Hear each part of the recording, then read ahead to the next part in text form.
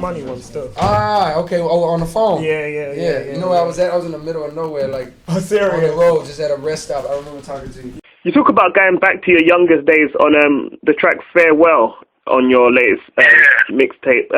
Describe growing up in Fayetteville. Like, what was it like? Because, I mean, many people won't really know about that side of the USA, North Carolina. Yeah, man, I feel like what I say in that song is really true. Like, I wouldn't change it. I had a real enjoyable, I guess growing up, like the first 18 years of my life or whatever, was like incredible just because of all the experiences, whether, good or bad. But growing up in a city like Fayetteville, and I feel like I was able to see so many parts of life. You know what I'm saying? From starting out and just having my mom, just raising two kids on like a barely single parent income, and then dealing with those types of things, and then eventually having her get remarried, and then living in like a two-family income. So it's like I've seen life, like I say this on the mixtape too, like I've seen life on like, in trailer parks, or like a real tiny house, and then all the way to having like, a front yard and a backyard. Now with that, comes like all the people that I met and kind of, I don't know, just grew up with and whether I just crossed their paths in my life. Like, I feel like I know everybody from all sides of life, whether it's suburbs or rich white kids that I was in class with, or like, super duper hood, or whatever it is. So I say this to say that all those things kind of molded me and shaped me, and I had like a really, really great experience as a kid. Just, like went into the city and experiencing all these things, chasing girls, and, pretending to skate ring, Yeah, for sure. What would you say was your first experience, like when you first fell in love with hip hop? First fell in love with hip hop. I was young, man. I was young. I was like a Kool Moe Dee fan when I was a kid. Before I probably knew like 2 songs, but I was just a kid. It wasn't just hip hop; it was music. Period. Hip hop just happened to be the music that was my generation. You know what I'm saying? So probably as early as 3 years old, I would say that. There's no specific memory when I was like, oh man, I love it. It was just, it is what it is. So you want to say there was like a key album or a key song that made you? I mean, there's key albums in every part of my life, but there's not one that was like, man, like when you grow up in America, you don't fall in love with hip hop. You just born into hip hop. You know what I'm saying? Yeah, for sure. It's very rare to find somebody our age, in black that just don't like rap. It just, it don't happen. Okay. On Can I Live, you say, am I living to get paid or slave for a wage all week? Like, what was your mum's reaction when you told her you were going to be a rapper? I know you've said about how she wanted you to do your law degree and pursue that. She gave me like, she always hit me with the that good motherly, like, mothers be like, well, you can do whatever I believe in you, whatever you want to do, you can do what you do. But I could always sense like something in her mind that was always like, man, like that'll wear off maybe one day, like she believed, of course she believed. She thinks anything, she's seen it, like anything I put my mind to I could do. But I think it was always that safe motherly side of her that was like, man, he might just need to go ahead and get a degree. Like when I was like, after I graduated already college and nothing was really popping off, I think she had those thoughts because she used to say things like, man, you might want to think about going to law school. Not saying she didn't believe, but I think it was just that little bit of fear, you know what I'm saying? Just that little tad bit of fear, like, man, I want my son just chasing him, chasing his tail around. Yeah, I hear that. And on A Dollar and a Dream, you say, people say I'm the future. Yeah, I'm giving niggas flashbacks of better days when you ain't have to worry about. What would you say you're bringing to the game, and what do you think is the game is missing? I think it's just the passion, really. Just the passion for the music and the quality of your music.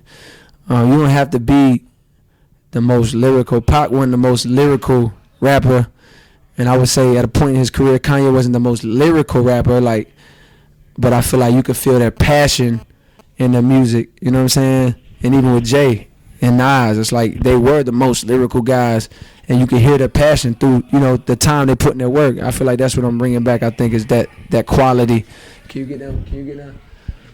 I think that quality and that thought and care about your work. I would say that's what I'm bringing back. I think. Okay.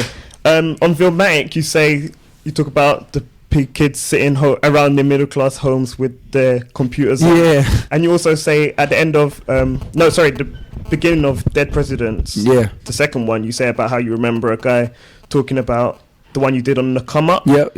What kind of effect does negative feedback have on you? Does it make you like change the way you write or better yourself or want to better yourself more than? That's the thing about me. Like I'm just a real competitive person, so I'm competitive by nature, even if there's nothing negative being said. And it's like when something negative is said, it's like it fuels me. It's just like another piece of wood on the fire.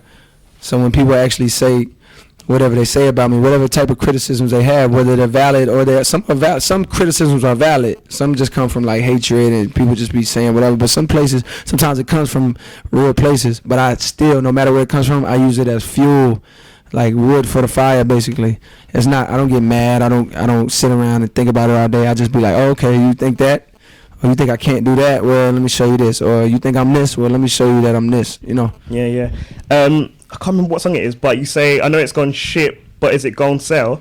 And then on Villematic, you say about people saying that you're going to make a Illmatic, but you say, oh, it's closer to Villematic. Yeah. Are you nervous about like the expectation you have and how it's going to be received, your album? Nah, I'm really not nervous at all. I think people are going to take it how they take it. I'm pretty confident in my work. I feel like the bar that I set is a high bar. But I feel like that's just because of the work that I do, the quality of work that I do. So, I'm not worried about the reaction to the album. I'm actually excited. Like I can't wait till they hear it. Like, oh man, y'all was loving this. Y'all was loving the warm up. Well, man, I can't wait. Oh, y'all was loving Friday Night Lights. Oh, I can't wait till y'all hear the album. Yeah. Okay, and I listened to Semtex, the interview you did the other day, and you mentioned that you've got a song with Trey Songz. Like on Lights Please, you've got like the battle between you trying to give her some education and whatnot, and her making you blind with unzipping her jeans and whatnot. Absolutely. Like Trey Songz is known for like being quite like a ladies' man and whatnot. Absolutely. That isn't something that you normally trade off. Yeah. Will that be coming out a bit more on the album? Nah, it's really not. It's as much as you've heard. If anything, it's an evolution of it. But you don't have to think that the album is going to be full of like, how can I put it, like pop style records. That's not a concern. The album is me. You know what I'm saying? But it's different when you're making an album. You have to have records. Yo, tell that nigga stop yelling. You have to have records that will appeal to the masses. You know what I'm saying?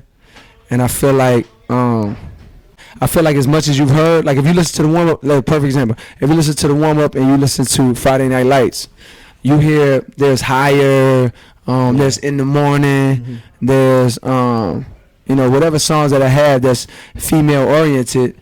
I feel like dudes can still relate to that. But if you compare that to the warm up, it's slightly more. But I just feel like that's an evolution of my style. You don't listen to anything on the warm-up and you don't think to yourself, man, that's not really him. Everything sounds natural and organic. The album is just like that. So it's not full of ladies' man songs. It's just J. Cole songs. You know what I'm saying? Like, you'll feel like those are, J. Cole songs. You're not going to feel like, man, who is this guy right here? You also said, funny how money, chains, and whips make me feel free. What is success to you? What's success to me? Yeah. Man, success to me, I think there's like two levels of success. On one hand, I'm successful right now because I'm doing what I want to do, I'm chasing my dreams, I'm doing what I love, and I think just something as simple as that, and just happiness is success. But then there's also this huge success that I don't think I'll really be able to measure until like 10, 15 years from now, like, if I'm still relevant and on top of the game, and I feel like that's when I'll be able to measure that success. But on a more basic level, I think success is just happiness, man, and finding some happiness in life, whether you just got a nice family or you're doing something you love to do. Okay, and final question. You spoke about like if you could be reincarnated, you would go back to being a child again. But if you could be reincarnated and go back and rap in any other era, what era would that be, and who would you like to rap around with? Yeah, I would definitely go back to about 94, so I could catch Pop. Really, I would just want to catch Pop. And Big, of course, and Jay when he came and Nas. I would definitely go back to 94 though, and try to just come and demolish everybody around. Yeah. All right then. All right. Okay, thank you very much for your time. Oh man, that's Smashed it. your show. Damn, All right, thanks. my man. Yo, what's up, y'all? This is J. Cole, Marvin Sparks, The Word, The Truth, The Viral Young G.